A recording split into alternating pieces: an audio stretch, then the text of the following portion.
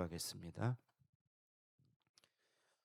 풍파 가운데 피난처가 되신 예수님, 우리가 우리 힘으로 어찌할 수 없는 풍랑을 만나 힘겹게 노저을 때에 우리를 보시고 다가오셔서 우리의 소원하는 항구로 인도하시는 주여, 오늘도 피난처 되신 주님 바라보고 주의 은혜를 사모합니다. 목자 되시고 피난처가 되시고 우리 인도자가 되시는 주님을 사모하며 주님 바라볼 때에 우리 삶 가운데 만나는 여러 가지 어려움과 또 환난 가운데 주의 신실하신 인도하심을 경험케 하여 주시고, 목자 되신 하나님의 도우심을 오늘도 경험하는 하루가 되게 하여 주시옵소서. 하나님, 우리가 성경을 통하여 예수님이 누구신지, 하나님이 예수님을 우리에게 어떻게 보내셨는지 묵상하며 마음에 새깁니다.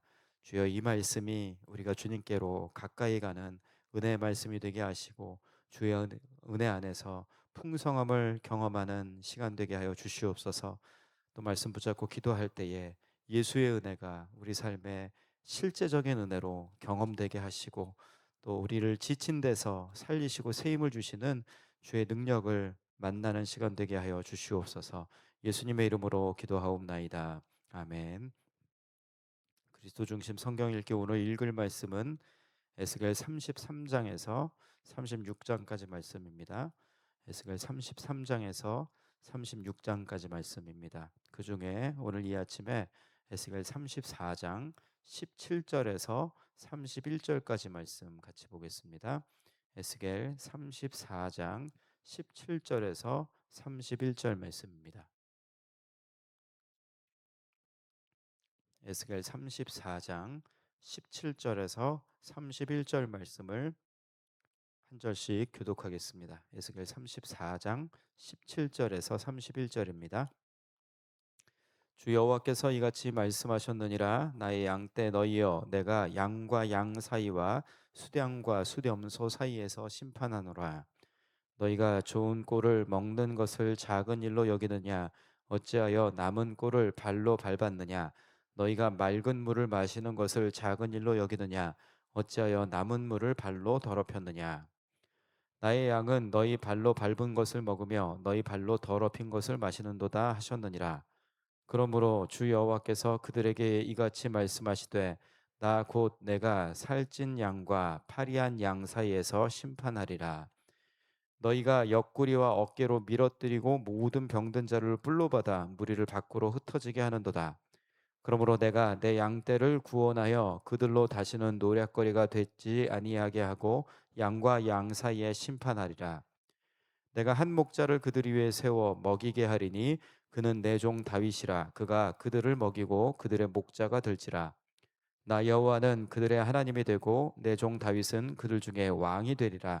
나 여호와의 말이니라. 내가 또 그들과 화평의 언약을 맺고 악한 짐승을 그 땅에서 그치게 하리니 그들이 빈들에 평안히 거하며 숲을 가운데에서 잘지라.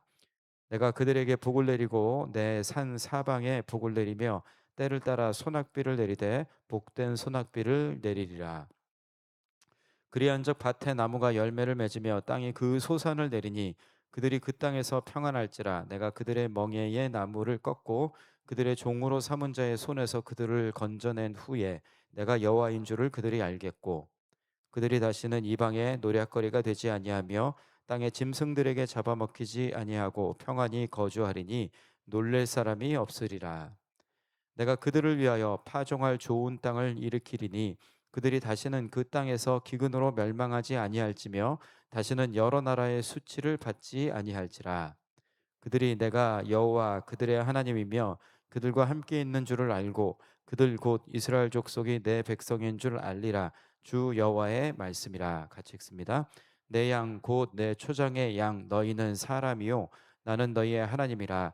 주 여호와의 말씀이니라. 아멘. 오늘 읽으실 내용인 33장부터는 하나님이 이스라엘을 회복시키실 것을 말씀하시는 내용입니다. 32장까지는 주로 심판에 대한 내용이고 33장부터는 이스라엘의 회복에 대한 말씀입니다. 이스라엘이 어려움 가운데 처하고 있었죠. 근데 34장 보면 어려운 상황을 더 어렵게 만드는 어, 책임이 누구에게 있는가를 말씀하시는데 34장의 첫 번째로 지도자들의 책임이 있다고 말씀을 하세요. 34장 2절을 한번 보겠습니다. 인자여 너는 이스라엘 목자들에게 예언하라. 그들 곧 목자들에게 예언하여 이르기를 주 여호와께서 이같이 말씀하시되 자기만 먹는 이스라엘 목자들은 화 있을진저 목자들이 양떼를 먹이는 것이 마땅하지 아니하냐. 이스라엘 목자들이라고 되어 있는데 여기서 목자들은 지도자들입니다. 왕을 포함한 지도자들에 대해서 책망하시고 경고하십니다.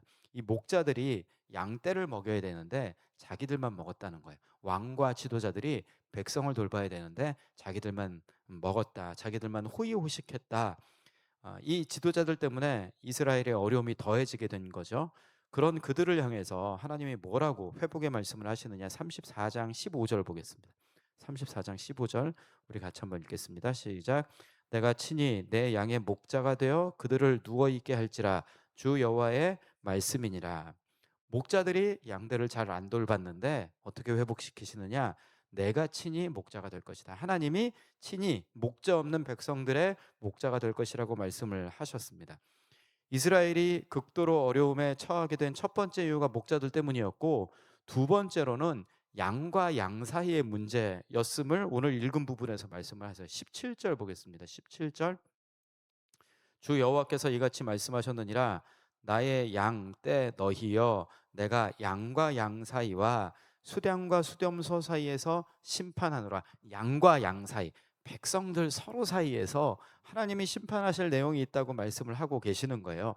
양과 양 사이, 백성들 서로 사이에서 하나님께 심판받아 마땅한 불의한 일이 이루어지고 있었다. 그게 뭐냐? 18절입니다. 너희가 좋은 꼴을 먹는 것을 작은 일로 여기느냐? 어찌하여 남은 꼴을 발로 밟았느냐? 너희가 맑은 물을 마시는 것을 작은 일로 여기느냐? 어찌하여 남은 물을 발로 더럽혔느냐? 이게 무슨 얘기냐?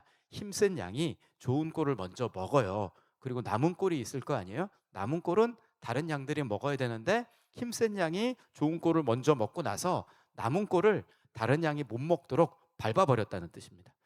마실 물을 마시고 나서 남은 물을 다른 양이 마셔야 되는데 이거 남은 물 못 마시도록 발로 더럽혀 버렸다는 것입니다. 아주 극도로 이기적인 모습을 보이고 있었죠. 서로 이제 그 힘센 양이 연약한 양들을 꼴도 못 먹게 하고 물도 못 마시게 막 난리를 쳐놨다는 이야기입니다. 그러니까 약한 양은 목자에게도 시달림을 받고 힘센 양에게도 시달림을 받고, 약한 양은 어디다 마음을 둘 데가 없고 보호함을 받을 수가 없는 힘든 상황에 처할 수밖에 없었던 것이죠. 이 살찐 양의 악한 행동이 거기에 그치지 않았답니다. 21절을 보십시오. 21절에 너희가 옆구리와 어깨로 밀어뜨리고 모든 병든 자를 뿔로 받아 무리를 밖으로 흩어지게 하는도다. 힘센 양이 옆구리와 어깨로 다른 힘없는 양을 어깨로 이렇게 밀어버렸대요. 무리 밖으로 끌어내버렸대요. 병든 양을 돌보지 않고 병든 양을 뿔로 받아버렸대요. 쫓아내버린 것이죠. 왜 그랬을까요?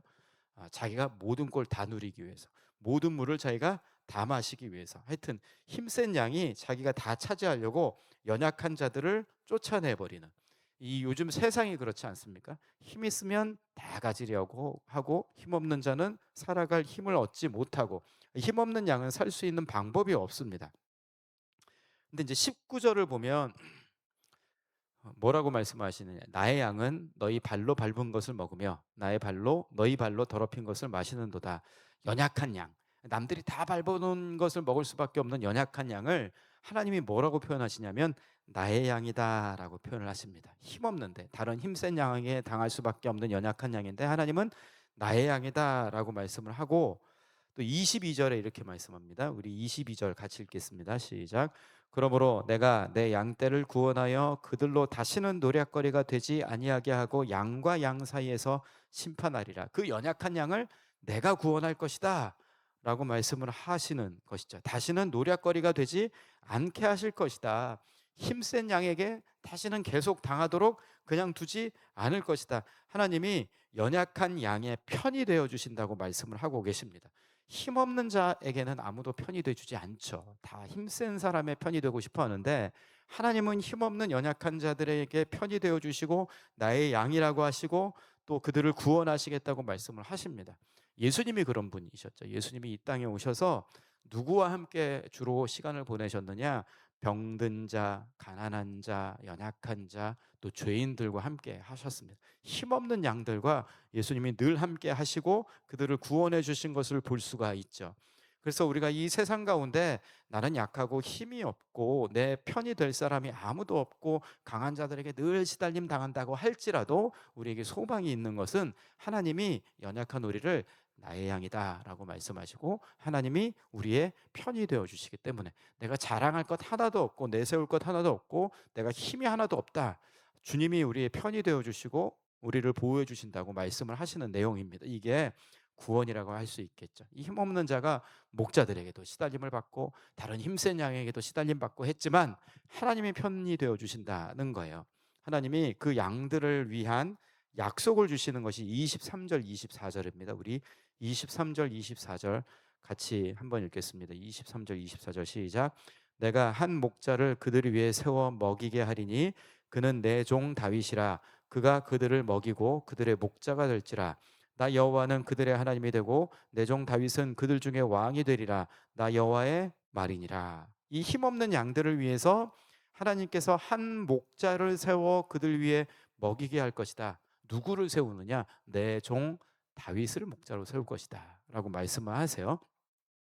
한 목자, 다윗을 목자로 그들에게 세울 것이다 라고 하셨는데 아까 15절은 뭐라고 했었죠? 15절에는 내가 친히 목자가 될 것이다. 15절에는 하나님이 직접 목자가 되실 것이라고 하셨는데 23절에는 한 목자를 세우겠다고 말씀을 하셨어요. 이게 누구냐? 이게 예수님이신 거죠. 하나님이시면서 다윗의 후손으로 이 땅에 오신 예수님에 대한 약속이라고 할 수가 있습니다. 하나님이신 예수 그리스도가 다윗의 자손으로 오셔서 하나님의 통치를 실현하십니다. 예수님이 어떤 분이시냐? 목자 없는 양같이 고생하며 방황하는 자들, 상하고 눌린 자들, 팔이 해지고 힘없는 자들을 품에 안으시는 목자 되신 하나님, 길 잃은 양까지도 한 마리 양까지도 찾으시는 목자 되신 하나님이 예수 그리스도이신 거죠. 그래서 에스겔을 통해서 예수님에 대해서 미리 볼 수 있도록 그렇게 말씀을 하시는 겁니다. 예수님이 목자로 이 땅에 오셨습니다. 이게 첫 번째 약속이었어요. 힘없는 양들을 향한 하나님의 첫 번째 약속. 또 다른 약속은 뭐냐? 25절입니다. 25절. 우리 25절도 같이 읽겠습니다. 시작. 내가 또 그들과 화평의 언약을 맺고 악한 짐승을 그 땅에서 그치게 하리니 그들이 빈들에 평안히 거하며 숲을 가운데에서 잘지라.